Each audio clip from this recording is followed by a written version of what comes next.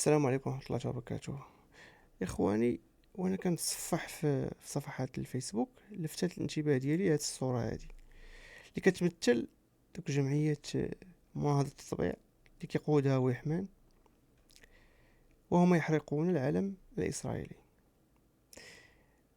عملية حرق العلم الإسرائيلي ماشي غريبة على هاد المتطرفين هادو، ولكن الغريب هو أنهم كيقوموا بهذا الفعل الشنعاء آه، قبالة الحدود المغربية الجزائرية، كأنهم يعلنون للجزائر تبرؤهم من التطبيع، كأنهم يعلنون الولاء للجزائر. هذا هو الرمزية ديالها.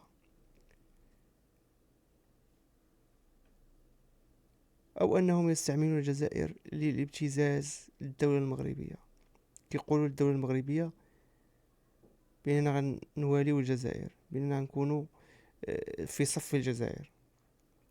هذه هي المعنى اللي وصلتني أنا واستخلصتها. بغيتو تحركوا العالم، هذه حرية شخصية، ماشي مشكل، ولكن باش تمشيو للحدود مع دولة عدو وتقولوا لها بحنا ضد التطبيع، شنو بغيت توصلوا الرسالة؟ شنو بغيت تقولوا للدولة المغربية؟ بأنكم ضدها؟ هذا هو اللي فهمت أنا بصراحة.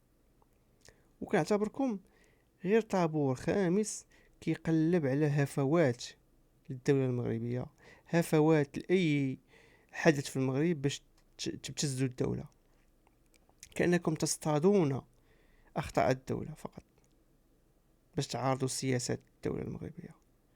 آخر مرة شفناكم خرجتوا دعما لمادورو، ضد الهجمة الأمريكية على فنزويلا، وخرجتوا قبل على ضد الهجمة الإسرائيلية على إيران، والآن كديروا هاد الأفعال هادي. ما فهمتش أنا بصراحة، ما فهمتش أنايا علاش الدولة المغربية متساهلة معاكم، خليكم كديروا اللي بغيتوا. شكرا لكم إخواني على هذا الفيديو.